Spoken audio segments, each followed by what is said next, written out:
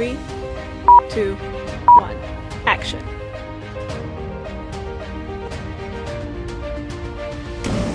Welcome to Hóčhoka podcast. Hello, Matakiyepi, and welcome to Hóčhoka here at the center of St. Joseph's Indian School campus.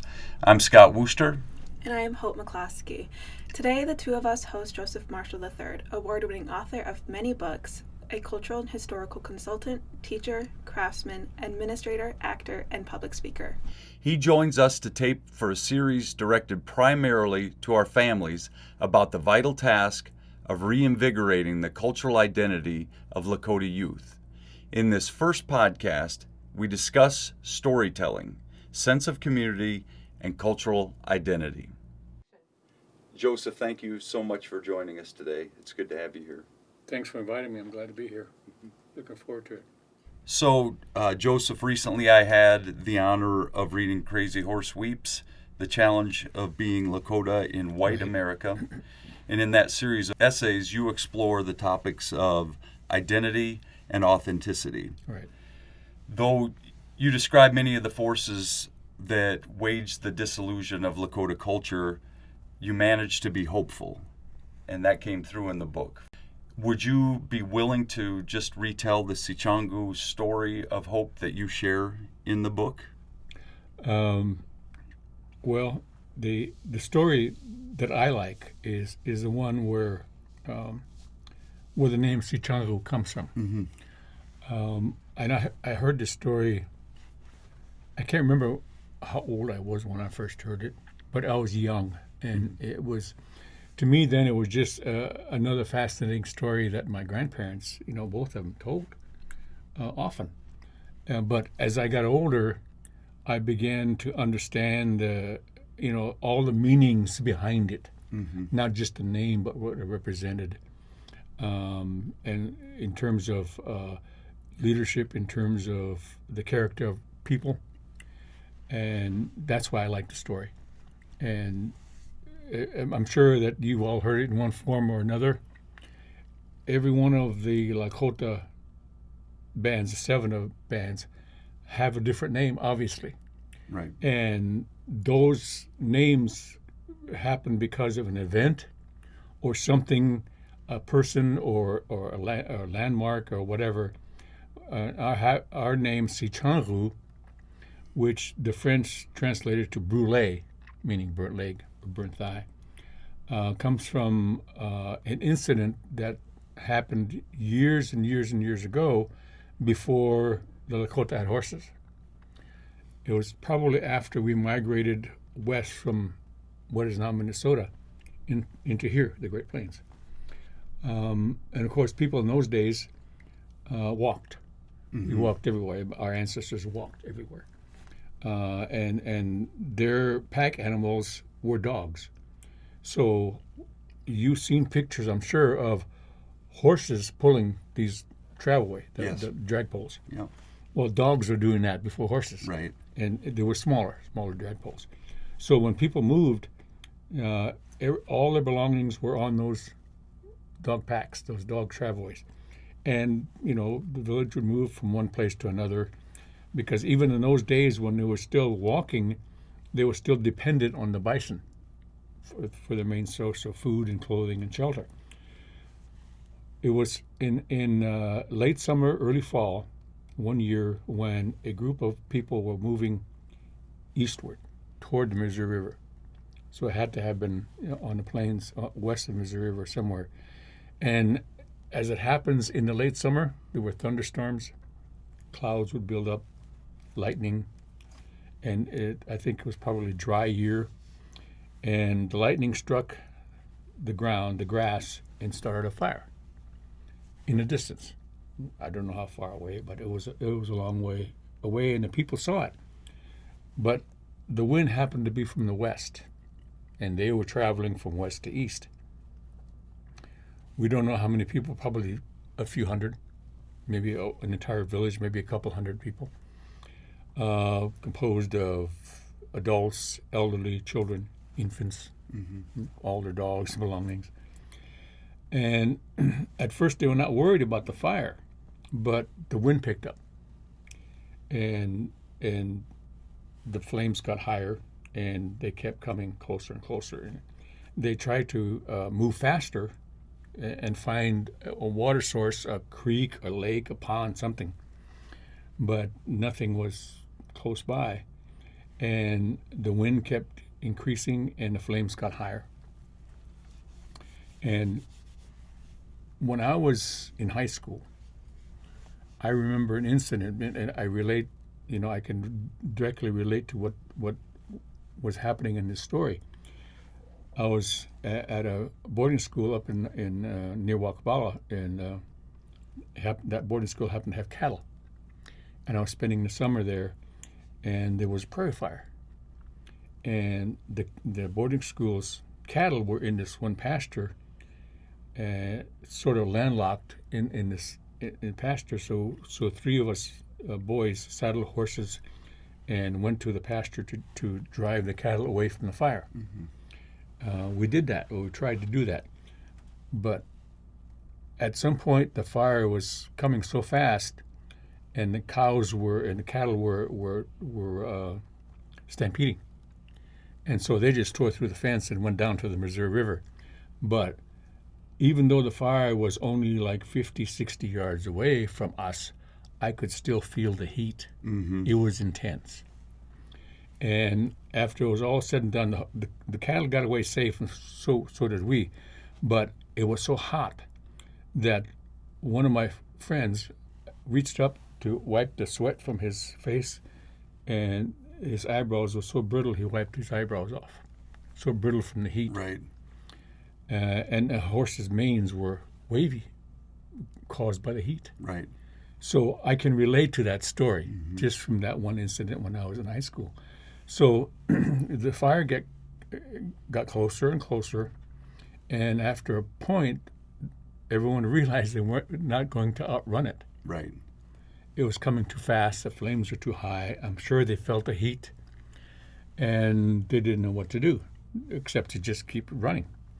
They took whatever water they had and poured it on children, the little kids and infants and so forth, to protect them, and turned their dogs loose, cut off their packs, and turned their dogs loose and tried to outrun the fire. That didn't work. So it was clear at some point that they were not going to outrun the fire. And this woman, an old woman, said to everybody that the only way to deal with this was to go back through the fire, through the flames. And some people thought she was crazy. And some people sort of saw the wisdom in her advice. But then there were those who just ran to try to outrun the flames, even though she advised that. So some people kept running. Eventually the fire caught them. But this old woman, and some of her friends and relatives decided to go back through the flames and hope that they could come out on the other side. And they knew there was an end to the flames because they were coming in one direction. So when they were close enough, they just put their heads down and went through the flames. I can't imagine the searing pain mm-hmm. that they must have felt. And of course, they tried to remove as much of their clothing as they could, so that they wouldn't burn. And they did come through the other side, but there were casualties, and the casualties were mainly the elderly and the very young, whose lungs couldn't handle the heat because the heat was so intense. But some made it. And those that made it and lived had, from then on, had scars on their legs and thighs. So that's where the name comes from. Right. Burnt thigh. Si chan roux. Si chan is a thigh, and roux is to be burned. And over the years, to me, when I first heard the story, it was a scary story. And I didn't look at it the way I do now, through the eyes of 70-some years and the experience of a lifetime, to sort of analyze what that story means. Mm-hmm. Not only does it require courage, but a certain amount of hope that this was the answer. Mm-hmm. That when things get rough and things get so bad, sometimes all you have is hope, and you rely on it, no matter the outcome. You don't know what the outcome is going to be. Those people didn't know how many of them would live, how many of them would die in the fire. Nonetheless, they tried. And to me, that's the best definition of hope that I've come across. Right. So that's why I like the story. Right. Hope, strength, bravery. Exactly. Everything is right there in there. In that one story. Yeah. Right. So when I think of the name Sichangu, people kind of chuckle at it. It's kind of funny initially. Well, the story, it's not funny at all. It's a story of courage. Right. It's a story of hope. It's a story of, fortitude. Right. All those things. And even though you may not have understood that as a young boy, being told that by your grandfather, there's an importance to those stories being passed, and still is an importance. Right. And I'm sure you've passed that on too. Oh yeah, the important thing is you learn a story first. You learn the flow of the story. You learn the words, and after a while, as you get older, you begin to understand the meaning of the story. Yeah. And that comes with age. That comes with experience. Yeah. But they have to be told. They have to be told. Absolutely. They have to be. Yeah. Right. So here's the great segue here, because we have Hope sitting right here. Literally have Hope McCloskey sitting here, who will ask you the next question. So I've honestly ever heard the story once in my entire life, and so to hear it retold again, it just kind of brings me back to when I was a kid, and they were telling us all these stories. But it also makes me wonder if people are still telling these stories.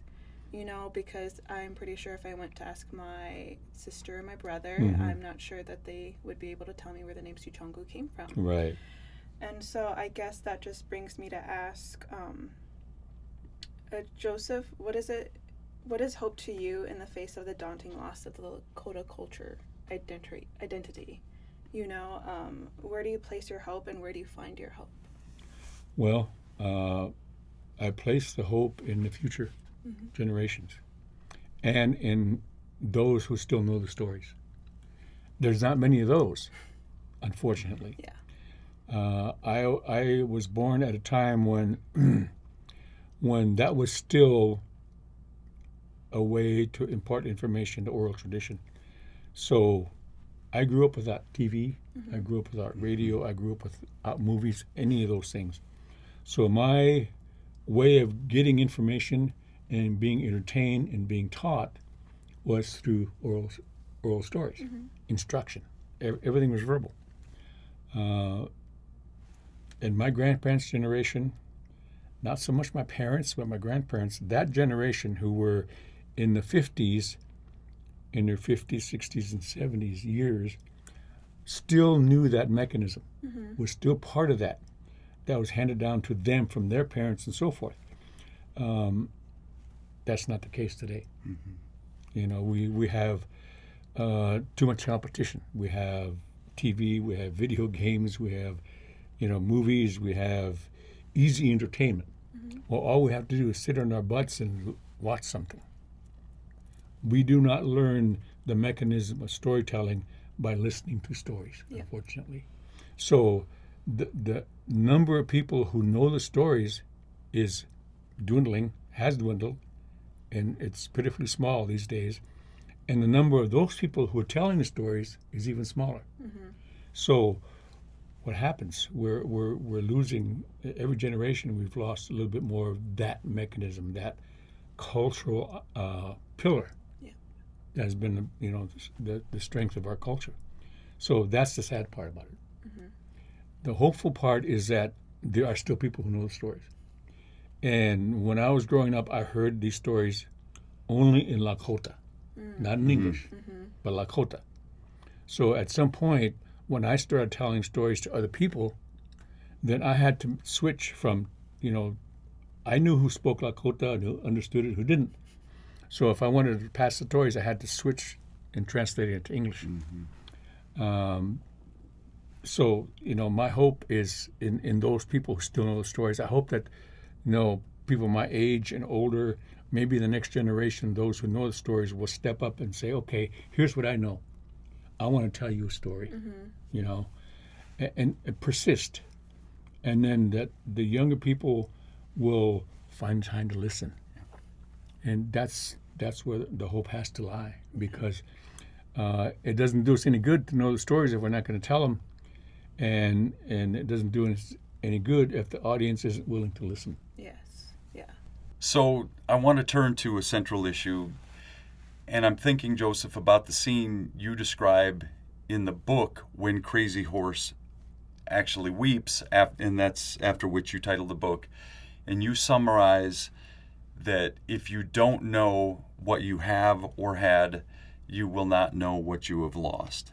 And I'm just looking for, first of all, give a recap of that scene and then maybe unpack what you mean with that statement, please. Right. Well, we know that Crazy Horse, with his wife Black Shawl, had a daughter. They had one daughter together. And she probably lived, the girl, only till she was 4 or 5 years old. And she died of a white man's disease, cholera, while Crazy Horse was away on some kind of a trip hunting or so forth. So when he came home, his daughter had already died, and she had already been buried, not buried in the ground, but put on a scaffold. Right. And he was given the news by his father and his family, so he went to visit her grave, the place where she was on the scaffold. And all the stories say he went alone by himself to be with her, and was there for a while, maybe a day or two. And I'm sure that, you know, those parents who have lost a child can relate to that time, those days, that time in his life for both he and his wife. The loss of a child is, to say the least, gut-wrenching. Right. So later on, he retold the story to his wife that you know, he had never wept so hard in his life as when he was at the grave of his daughter. And it was just like any situation that we experience like that as human beings. There's no going back. There's no changing it. There's no, either you accept it the way it is, or you deny it, and that causes a lot of other problems for the rest of your life, one's life. But he knew what he lost in his daughter. Right. It wasn't just another human being, it was the future of his family, you know, possible grandchildren. All those things were gone. And I'm sure that he thought of those things while he was there, which was the reason for him weeping. So, you know, if we can relate that to, as Lakota people, what we've lost in our culture. If you growing up the way that I grew up, and seeing the dissolution and diminishment of culture, I know what we've lost. If I never had that, then I wouldn't care probably. Right. Because I don't know what we had. I wouldn't have, but I do. That's my perspective. Because I grew up in a household that was, you know, still knew the history, still knew a lot of the culture, still knew a lot of the philosophy and the values, and talked about them. Not just my grandparents to me, but whenever that group of people got together with their relatives and friends, then I was there and listening to them talk, listening to them interrelate with each other. And I was looking back on it now, I was seeing Lakota culture function as a culture. So because of that experience, I know what we've lost. I know what we're losing. And so that's what I'm talking about when, you know, I relate the incident with Crazy Horse at the gravesite of his daughter. Joseph, once again, thank you for joining us here in the Hóčhoka at the center of St. Joseph's Indian School campus, where we talk about issues central to Native America today. Until next time, stay centered.